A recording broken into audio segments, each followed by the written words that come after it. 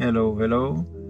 Just some thoughts on the Grand Magic Games Fairy Tail. Just finished the arc, so spoiler alert. Give you a moment. Many emotions there, especially what happened at the end and how they were able to resolve the issue. Of course, Fairy Tail 1, Grand Magic Games, a lot of things happened, but I want to talk about specifically some sacrifice, like for example, what Ultear did, because what happened is, or Shadow Rogue was allowed 7 magic dragons to come in, or tricked Lucy and the princess to allow 7 magic dragons to come in. And magic dragons, it's just dragons. And they caused trouble for everyone. I mean, they were getting defeated. And Gray actually died. I knew he couldn't die forever, but I didn't know how he was gonna come back.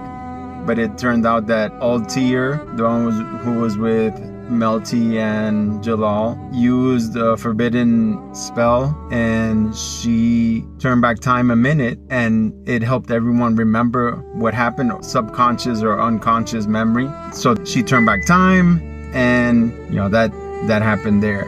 So Gray was able to not die. Natsu came and just demolished the gate. Ultear turned back time for a minute, and people remembered something that didn't happen, but it actually happened. She sacrificed herself, so that was kind of bittersweet, because after doing so much throughout her life that was negative and bad, now she sacrificed herself for this and ended up saving Gray, because Gray was killed by the random little dragons, which was terrible in and of itself, but I knew that he had to come back somehow. So seeing that, and then of course Natsu came and destroyed the gate, the Eclipse Gate, I think it's called. And that, Lucy was very emotional. I mean, the whole thing was very emotional. It was nice to see at the end how Lucy came up to Natsu and kind of gave him a really affectionate hug from behind that just kind of confirms the relationship between them two. Lucy really loves him, I think, at a greater level. Natsu is kind of still oblivious. And then after that, seeing that, seemed like Ultear was this